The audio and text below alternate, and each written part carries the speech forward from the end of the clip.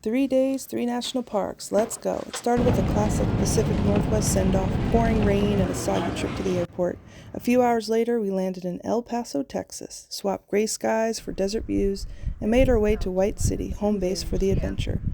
Day one kicked off early. Before sunrise, we were already on the trail, taking on Guadalupe Peak, the highest point in Texas. And yeah, this hike is no joke. It's steep, exposed, and relentless. But the views on top, absolutely worth it. And somehow, people actually ride horses on parts of this trail, which honestly blew my mind. Navigating that rocky, steep terrain on horseback feels next level. Guadalupe Mountains National Park is actually one of the least visited national parks in the U.S., which makes it feel wild and untouched. It protects an ancient fossil reef, over 250 million years old, once at the bottom of a prehistoric sea. Pretty surreal to think about that while standing on top of Texas. By the time we made it down, my feet were done, completely wrecked. But if you're not trying to suffer like I did, there are some great, easier hikes. Devil's Hall Trail, Smith Spring Trail, and the Pinery Trail all give you incredible views without the brutal climb. And that was just day one. Next up, Carlsbad Caverns. Just about 35 miles from Guadalupe Mountains National Park, this place feels like a completely different world. And quick tip, watch the time zones out here. Your phone will be jumping around between parks and you will have no idea what time it actually is. One of the best parts, you can visit year-round since everything is underground, staying in a constant 56 degrees no matter what the season. We highly recommend getting there early to snag a spot for the King's Palace tour. It's a ranger-led, and honestly, it adds so much more depth. Stories about early explorers, the geology, and how this massive cave system was discovered.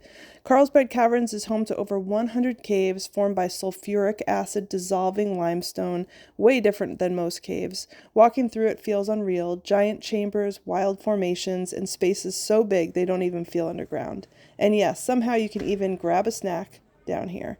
Totally different vibe from the hike, but just as unforgettable. Last stop, White Sands National Park. After Carlsbad, we drove about 3.5 hours and made it just in time for sunset, which I highly recommend because it ended up being a highlight of the trip. Pro tip, drive to the back of the loop park and walk out to your own dune. The sky lights up, the white sand reflects everything, and even with the wind going wild, it feels otherworldly. White Sands is the largest gypsum dune field in the world, and unlike regular sand, it doesn't hold heat, so it actually stays cool even under that intense New Mexico sun. Don't forget sunscreen. There's no shade, but you can easily pack a picnic and spend hours out there. It's a popular park, so it's spread out and it never feels crowded. The next morning, we got there early for a short nature trail walk before the gift shop opened because sled rentals are a must. Way more fun than you'd expect. And fun fact, the dunes are constantly shifting and the park even closes sometimes for a nearby missile testing. Packing 3 different national parks into a few days might sound like a lot, but it's completely doable and such a fun way to experience how diverse these landscapes really are.